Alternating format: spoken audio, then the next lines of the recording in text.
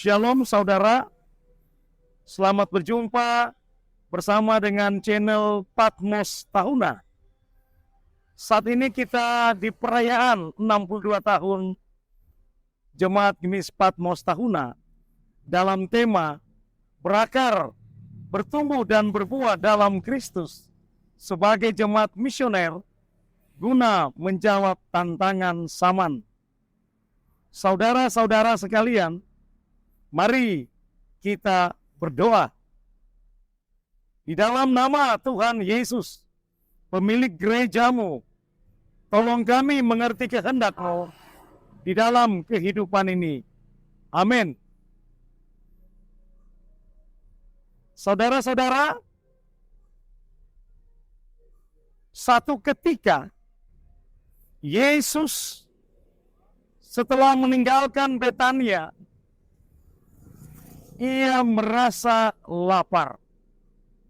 Lapar adalah hal yang manusiawi.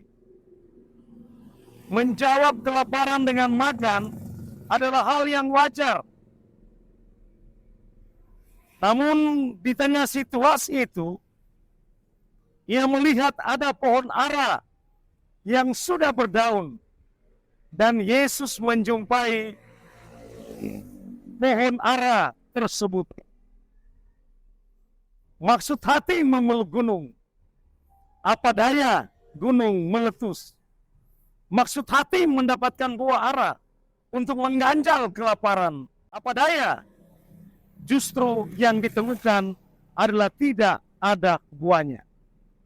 Saudara-saudara, Alkitab mencatat, karena yang Yesus jumpai adalah tidak adanya buah, mengakibatkan bahwa pohon ara itu dikutuk oleh Yesus. Jangan lagi seorang pun makan buahmu selama-lamanya. Saudara-saudaraku, umat Kristen dimanapun berada, yang menyaksikan channel YouTube kami, Jemaat Patmos Tahuna, saudara punya sekian banyak kebutuhan dalam hidup. Saudara punya sekian banyak hal dalam perjuangan saudara. Apa rasanya ketika yang saudara jumpai justru adalah tidak ada hasil? Saudara pasti kecewa. Yesus tidak mendapatkan apa-apa pada pohon ara. Padahal pohon ara mempunyai keistimewaan. Selain karena pohon yang suci, bukan saja pada agama Kristen, tapi dalam banyak agama, Hindu, Islam, Yahudi dan Kristen, tetapi dia tidak menemukan pohon ara punya keistimewaan yang selalu berbuah pada musim tertentu. Pohon ara akan berbuah menurut musimnya.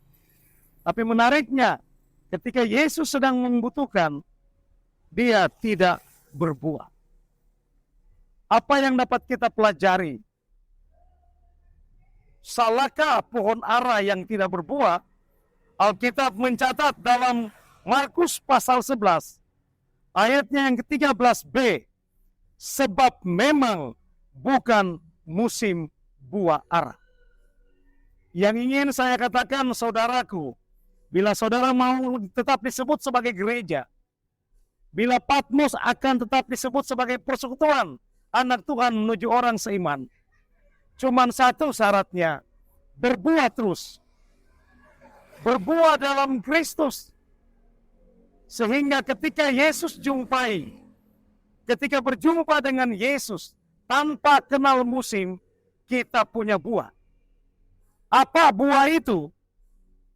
Buah itu bukan sekedar simbol adanya hasil. Buah itu bukan cuma sekedar sesuatu yang dapat dilihat. Tapi buah itu juga sesuatu yang dapat dirasakan, yang dapat dialami oleh orang-orang di sekitar. Buah itu menurut Galatia pasal 5 ayat 22 sampai 24 adalah buah roh. buah kasih, sukacita, damai sejahtera, buah kesabaran, kemurahan, kebaikan, kesetiaan, kelemah lembutan, dan penguasaan diri. Penguasaan diri menjadi puncak berbuahnya kita. Artinya, orang yang berbuah dalam Kristus, dia harus menguasai dirinya. Roh, jiwa, dan tubuhnya, dia kuasai dalam tatanan kasih sayang Tuhan.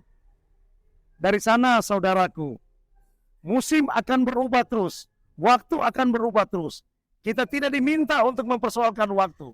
Tapi kita diminta untuk berbuah pada setiap waktu. Ingat saudaraku, ketika saudara tidak berbuah, maka saudara akan jadi kering. Kering iman, kering hidup, kering persaudaraan. Dirgahayu persekutuan anak Tuhan menuju orang seiman. Patmos, gemis tahuna, mau mengaramat. Amin. Saudara, kita akan berdoa untuk kehidupan kita sekalian. Kita doa. Tuhan Yesus yang baik, Engkau yang menghendaki supaya kami menghasilkan buah kebaikan, buah penguasaan diri, buah-buah roh dalam kehidupan pribadi persekutuan kami. Tolonglah kami, tolonglah persekutuan umat Kristen dimanapun berada, sehingga kami dapat menghasilkan buah, memberikan kebaikan bagi banyak orang, dan menjadikan kami gereja yang terus berakar bertumbuh dalam Kristus, sehingga kami dapat menjawab tantangan zaman sebagai gereja yang misioner. Di dalam nama Tuhan Yesus, kami bersyukur bermohon. Amin.